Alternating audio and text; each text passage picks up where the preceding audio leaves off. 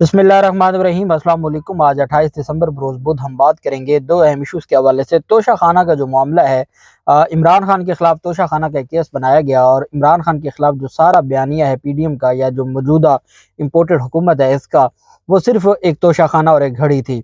अब जब तोशा खाना पे ये हर तरफ से फंस गए, लाहौर हाई कोर्ट ने, क्योंकि लाहौर हाई कोर्ट का फैसला बड़ा तगड़ा फैसला था जिसमें लाहौर हाई कोर्ट ने इनसे जवाब मांगा हुआ है और अभी जनवरी की छुट्टियों में फ़ौरन बाद वो केस समाअत के लिए मुकर्रर है। और दूसरी जानब इस्लामाबाद हाई कोर्ट में भी मामला था। इन्होंने काबीना में भी मुस्लिम लीग नून ने एक दरख्वास्त दी हुई थी कि जो काबीना का इजलास है, वफाकी काबीना का इजलास, उसमें कैबिनेट में ये मामला उठाया कि तोशा खाना की तफसीलात ली जाए और इमरान खान के खिलाफ काबीना कोई कार्रवाई का हुक्म जारी करे और काबीना की जानिब से बाकायदा एक मंजूरी दी जाए कि तोशा खाना की तफसीलात को सामने और मद्देनजर रखते हुए इमरान खान के खिलाफ कार्रवाई की जाए। आज कैसे वो इस एजेंडे से भागे, क्यों भागे? और तोशा खाना अब इनके गले पड़ चुका है। तोशा खाना में जब अदालत में इन्होंने, इनके वकील ने कहा कि जनाब वो तो सारी की सारी खुफिया दस्तावेजात हैं, तो अदालत ने कहा कि वो खुफिया कैसे रह गई जब आपने उनको अपने असासों में शुमार कर लिया और आपने अपनी जो टैक्स रिटर्न है उसमें आपने उसका जिक्र कर दिया, तो वो खुफिया कैसे रह गई? तो अदालत ने कहा आप सारा रिकॉर्ड लेकर आएं और हम देखेंगे। उसमें तमाम जो साबिक जर्नैल हैं, जजेस हैं, ब्यूरोक्रेसी है और सियासतदान है, तमाम के जो थे तफसीलात तोशा खाना की वो मांगी गई थी। इस वजह से वफाकी काबीना इससे भागी है। आज हुआ क्या, अहम तफसीलात हैं जो मैं आपके साथ शेयर करूंगा और साथ हम बात करेंगे कि जो तब्दीलियां सामने आ रही हैं और पीसीबी है तो ये एक वफाकी इदारा, लेकिन इसको तबाह बर्बाद कर दिया है। बिल्कुल ऐसे ही जैसे हर शोबे को इन्होंने इसका बेड़ा गर्क कर दिया है। अब इन्होंने एक नया तमाशा शुरू किया है और वो नजम सेठी है।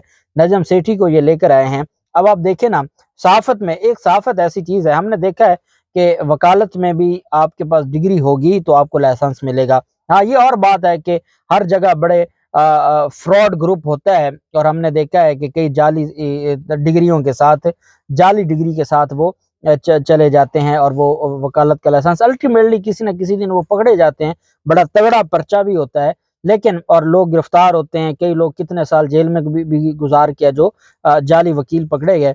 लेकिन ये है कि वहाँ फिर भी आपकी कोई डिग्री, चाहे जाली या सच्ची, कोई डिग्री होगी तो आपको लाइसेंस मिलेगा बार का। इसी तरह से जब हम बात करते हैं, कोई अगर बतौर डॉक्टर प्रैक्टिशनर अगर उसने अपने आप को रजिस्टर करवाना है, तो जो यूनिवर्सिटी ऑफ हेल्थ साइंसेज है वो आपसे बाकायदा, या जो पीएमडीसी है वो आपसे बाकायदा, आपकी डिग्री होगी तो आपको लाइसेंस जारी होगा। इंजीनियरिंग है, डिग्री होगी तो आपको जो इंजीनियरिंग काउंसिल है वो आपको रजिस्टर करेगी। सिवाय सहाफत के, सहाफत एक ऐसा जो हमारे मुल्क में, और आप बड़े बड़े एंकर्स बैठे हैं, बड़े बड़े जो टीवी चैनल्स पर बैठकर तकरीरें करते हैं, उनके पास सहाफत की डिग्री नहीं है। वो सहाफत की डिग्री के बगैर ही सारे मामलात को चला रहे हैं। और ये उसकी वजह क्या है? उसकी वजह ये है कि ये वो लोग हैं जिनको पता है कि कोई इसके लिए कोई क्राइटेरिया नहीं है। हमने देखा है कि जो प्रेस क्लब है, प्रेस क्लब की मेंबरशिप वो लोग भी ले लेते हैं जिन्होंने ना कभी सहाफत की है, ना उनको सहाफत के अलिफ बे का पता है, लेकिन वो सहाफी बने हुए हैं। तो इनको ये लगता है इम्पोर्टेड हुकूमत को, चूंकि मैं बतौर वकील ये समझता हूँ कि हमारा जो प्रोफेशन है उसका बेड़ा गर्क करने में सबसे बड़ा किरदार इन दो जमातों का है, नून लीग का और पाकिस्तान पीपल्स पार्टी का। इन्होंने हमारी जो बार काउंसिल्स और बार एसोसिएशन थी, जो जमहूरियत की एक अलामत समझी जाती थी, जहाँ हर साल इलेक्शन होते हैं, जहाँ पर जो मुखालिफ और जो जीतने वाला कैंडिडेट है वो एक ही जगह पर बैठे होते हैं, वहाँ एक दूसरे के खिलाफ गालम गलूच नहीं होती, नारेबाजी नहीं होती, लड़ाई नहीं होती। और अब तो बायोमेट्रिक के जरिए इलेक्शन होता है। जब इलेक्शन जीत जाएं तो वो सारे मिलकर एक दूसरे को मुबारक दे रहे होते हैं। तो ये एक इज्जत है, एक ऑनर है। और इलेक्शन आपने कॉन्टेस्ट किया, लेकिन आप किसी के बारे में गलत बयान करेंगे तो बाहर में आपके बारे में एक गलत इमेज बिल्ड होगा कि आप वकीलों के बारे में गलत बात करते हैं। आज भी कुछ अच्छी चीजें मौजूद हैं, लेकिन जो जब बार की सियासत को नून लीग और पीपल्स पार्टी ने संभाला तो वो फिर माफियाज की सियासत आ गई। वहां फिर माफियाज इन्वेस्ट करते हैं, वो करोड़ों रुपए लगाते हैं और वोट खरीदते हैं, और फिर ऐसे लोगों को वो बार में ऊपर लेके आते हैं जो फिर इनके गुण गाते हैं या इनकी वकालत करते हैं या इनके लिए वो नारेबाजी करते हैं। तो दूसरा इन्होंने बेड़ा गर्क किया सहाफत का, क्योंकि सहाफत में इनको अपने बोलने वाले लोग चाहिए थे, भले उनके पास कोई डिग्री है या नहीं है, लेकिन उनको उन्होंने वो ऊपर लेके आए और उनको उन्होंने ओहदे भी दिए। अब نجم سیٹھی کی نہ اس کا کوئی لینا نہ دینا اس پورے جو کرکٹ بورڈ ہے اس سے، لیکن صرف نجم سیٹھی کو اس وجہ سے کہ وہ پاکستان کی جو کرکٹ ہے، ایک کرکٹ بچی ہے کہ جو کبھی کبھار، ہر دفعہ نہیں، کبھی کبھار پاکستانیوں کو خوشی دے دیتی ہے، اس کا بیڑا غرق کرنے کے لیے نجم سیٹھی کو بٹھا دیا گیا ہے۔ اور نجم سیٹھی، رمیز راجہ، مجھے رمیز راجہ سے اختلاف تھا کئی دفعہ سلیکشن میں، کئی دفعہ ان کے جو بیانات تھے، ابھی اسپیشلی جو پشاور کے حوالے سے بیان دیا تو ہم نے اختلاف کیا، لیکن آپ یہ تو کہہ سکتے ہیں کہ عمران خان کے دور میں کہتا ہوں عمران خان اور شہباز شریف کے دور میں آپ نے فرق دیکھنا ہو تو آپ دیکھ لیں کہ پی سی بی کا چیئرمین عمران خان نے رمیز راجہ کو بنایا اور شہباز شریف نے نجم سیٹھی کو۔ شہباز شریف سیاست میں نجم سیٹھی ہے اور عمران خان سیاست میں رمیز راجہ ہے، کیونکہ وہ سیاست کو جانتا ہے، دنیا دیکھی ہے، دنیا کے سیاسی لیڈرز کو دیکھا ہے، دنیا کی جمہوریت، دنیا کی پارلیمنٹ کو وہ جانتے ہیں۔ تو یہی حال ہے کہ نجم سیٹھی نے پورے ادارے کا بیڑا غرق کر دیا۔ اب نجم سیٹھی کی ان حرکتوں کی وجہ سے اور پھر جس طریقے سے رمیز راجہ کو ہٹایا گیا اور صرف 5 ارب روپے ایک سال میں پی سی بی نے کما کے ریاست کو دیا ہے۔ ایک سال میں رمیز راجہ کے دور میں پی سی بی نے پاکستان کو 5 ارب روپے کما کے دیا ہے، جو ہمیشہ پیسے لگتے تھے، آتا کچھ نہیں تھا۔ اور پھر پی ایس ایل کو جس طریقے سے کامیاب کیا ہے تو اس کو ہٹایا گیا، اور ہٹایا کیسے گیا؟ ایک ٹویٹ کر کے نجم سیٹھی نے، جو نجم سیٹھی ہمارے اداروں کا سو کالڈ ترجمان بنا ہوا تھا، جو ان کے بارے میں غلط قسم کی انفارمیشن پھیلاتا ہے، جو ان کو پولیٹیسائز کرتا ہے، لیکن چونکہ پتہ نہیں یہ کون لوگ ہیں، میں حیران ہوتا ہوں جب میں نے حامد میر کی وہ تقریر سنی جس میں وہ جنرل رانی والی جو دھمکیاں دے رہا تھا، تو میں حیران ہوتا ہوں کہ یہ کون لوگ ہیں، کیا یہ ہمارے اداروں سے بھی؟ کیونکہ اگر تو کسی نے اداروں کے حوالے سے کوئی بات کی ہے، اختلاف کی ہے، تو عمران ریاض خان کیا ہوا، شہباز گل کا جو معاملہ ہے، ابھی آپ دیکھ لیں، سینیٹر ہے، 75 سالہ وکیل ہے، اعظم سواتی، اس کے ساتھ جو اختلاف کیا تو کیا ہوا ماضی میں ہم نے دیکھا۔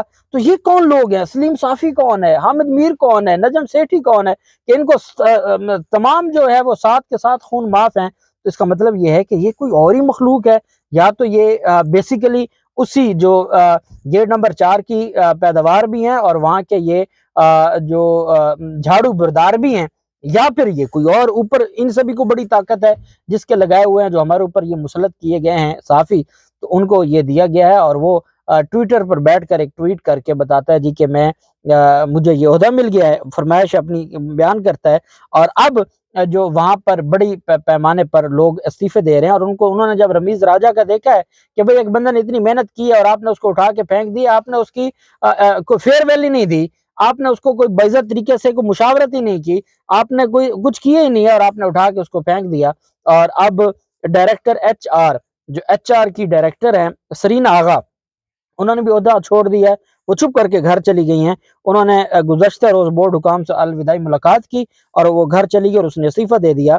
چیف میڈیکل افسر اور ڈائریکٹر این ایچ پی سی ندیم خان چھٹی پر چلے گئے کیونکہ ان کو پتہ ہے بھائی کہ یہ کیا تماشا ہے۔ اب نجم سیٹھی یہ کہتا ہے کہ میرے خلاف جو ویب سائٹ پر، پی سی بی کی ویب سائٹ پر غلط اعداد و شمار لکھے گئے ہیں، اگر غلط تھے تو آپ عدالت میں جا کے چیلنج کر سکتے تھے۔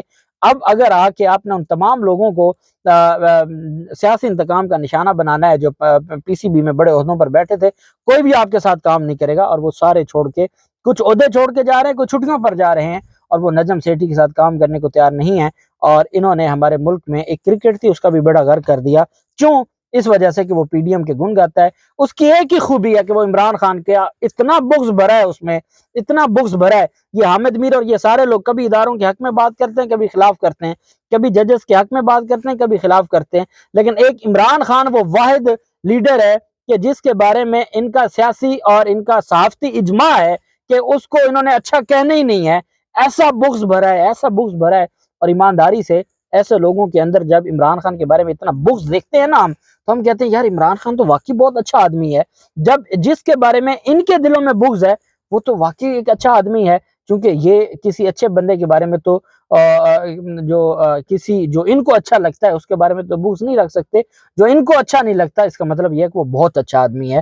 اور اس وجہ سے اب یہاں جو معاملات ہیں وہ پی سی بی کی جانب سے، اور یہ آج ہی یہ انہوں نے عہدے چھوڑے ہیں اور عہدے چھوڑ کے یہ جا رہے ہیں، اور یہ پی سی بی کے ساتھ مزید نہیں چلنا چاہتے۔ کیوں نہیں چلنا چاہتے؟ اس کی وجہ آپ کے سامنے ہے کہ نجم سیٹھی کو بٹھا دیا گیا۔ دوسری جانب عمران خان کے خلاف اس امپورٹڈ حکومت کے پاس کچھ بھی نہیں تھا سوائے توشہ خانہ کی ایک گھڑی کے نا، کچھ بھی نہیں تھا۔ اچھا یہ وہ مزے کی گھڑی ہے جو یہ بار بار بیچ چکے ہیں، جس کے اوپر بار بار یہ سارا معاملہ کر چکے ہیں، لیکن وہ گھڑی پھر بھی گھڑی ہے، اور اس گھڑی کو لے کر یہ انہوں نے ایک تماشا کھڑا کیا ہوا ہے۔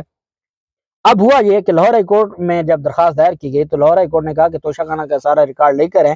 ان کے وکیل نے کہا جی وہ خفیہ ریکارڈ عدالت کا لے آئیں نا آپ، خفیہ کون سا ریکارڈ ہوتا ہے، لے آئیں ادھر اور آپ ہمیں دکھائیں، ہم دیکھیں گے اور پھر اس کے بعد فیصلہ کریں گے۔ اسلام آباد ہائی کورٹ نے کہا جی کہ 1 ماہ میں، چونکہ وہ انفارمیشن کمیشن کا فیصلہ ہے تو انفارمیشن کمیشن میں کے فیصلے پر عمل درآمد کی ڈائریکشن دے دی کہ 1947 سے لے کے اب تک جو توشہ خانہ سے تحائف لیے گئے ہیں وہ آپ سارا ریکارڈ دیں، وہ بھی ان کو دینا پڑے گا۔ اب انہوں نے کابینہ میں ایک معاملہ اٹھایا ہوا تھا اور ہر اجلاس میں اس کو توشہ خانہ تحقیقات کا جو معاملہ تھا اس پر جو ہے وہ ایک ایجنڈا رکھا ہوا تھا۔ توشہ خانہ تحقیقات پیش رفت کے نام سے ایک ایجنڈا تھا جو کابینہ کے اجلاس میں انہوں نے رکھا ہوا تھا۔ آج جب وفاقی کابینہ کا اجلاس ہوا ہے، 8 نکاتی ایجنڈا تھا، اس میں توشہ خانہ تحقیقات پیش رفت سے متعلق بھی ایجنڈا تھا۔ آج انہوں نے اچانک اس توشہ خانہ کا جو ایجنڈا تھا اس کو ڈراپ کر دیا ہے اور اس سے متعلق یہ پیچھے ہٹ گئے ہیں۔ اور مسلم لیگ نون جو کہتی تھی کہ جی ہم ہر حال میں، اور مسلم لیگ نون کہتی تھی کابینہ کا اجلاس اس لیے بلایا گیا ہے کہ ہم عمران خان کے خلاف کارروائی کریں گے، تو توشہ خانہ پر وزراء کی کمیٹی کی جو ایک وزراء کی کمیٹی بنائی گئی تھی توشہ خانہ پر، وزراء کی کمیٹی کی تحقیقاتی رپورٹ کا ایجنڈا ڈراپ کر دیا گیا ہے۔